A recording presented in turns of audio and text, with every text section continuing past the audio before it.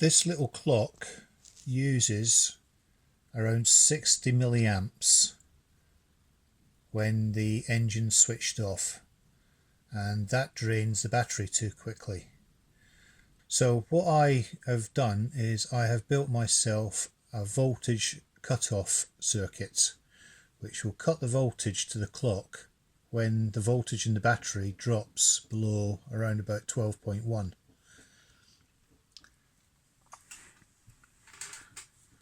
This is the circuit. It's based on a voltage comparator and a Zener diode. The Zener diode makes sure that there's a relatively stable 5 volts, 5.1 volts on this track here, which goes into terminal 2 of the voltage comparator.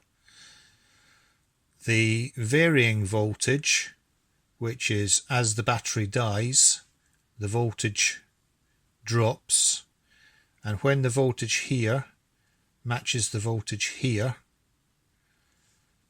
the power coming out of the voltage comparator drops below a level which is required to keep the transistor in the closed state.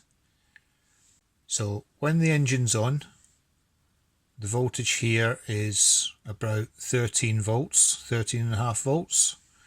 Consequently, the voltage here is well above 5.1.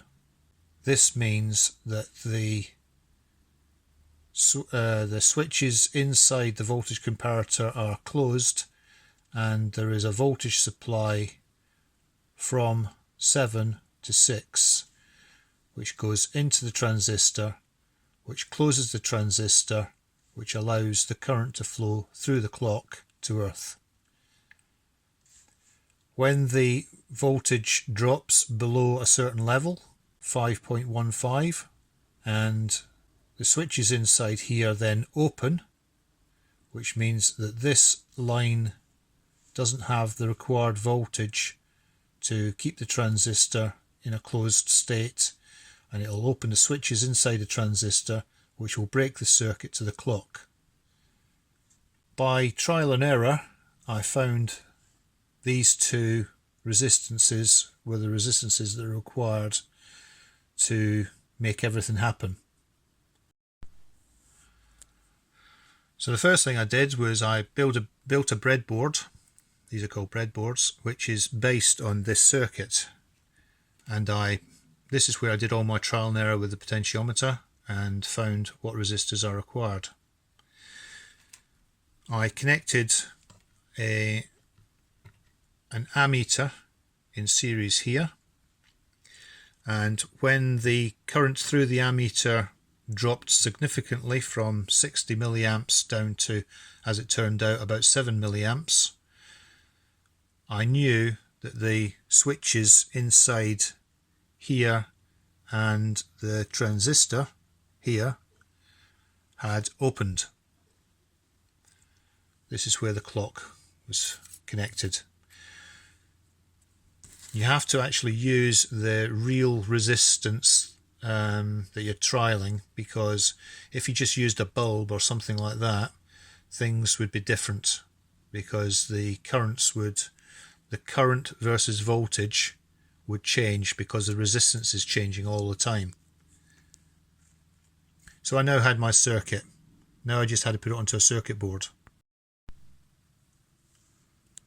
This is the circuit board. I then tested the circuit board, and here's a little video showing how the voltage drops.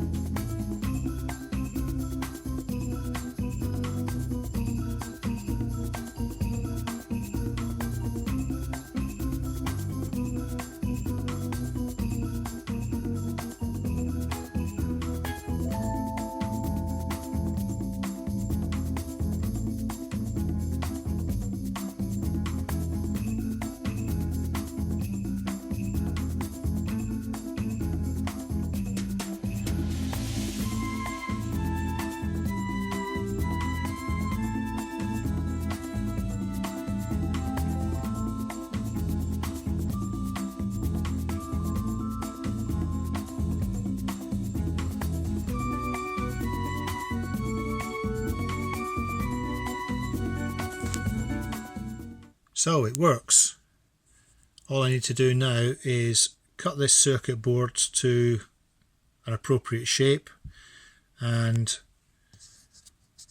I'll then seal the rear of the circuit board and the components of the circuit board inside some fiberglass resin, which will then make it thermally insulated from anything, so nothing will arc against it, and it'll just be a blob module inside the car, and no one will really know what's going on inside.